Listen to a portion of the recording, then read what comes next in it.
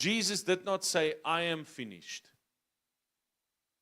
Jesus also did not say, you're finished. Say, thank you, Lord. Amen. He said, it is finished. He was saying in the original language, it is accomplished. His work on earth is accomplished. He's accomplished his assignment that his Father sent him to earth for. What was that assignment? That he would carry your sin and my sin upon himself. He took our unrighteousness upon himself. He paid the penalty for sin by dying for us.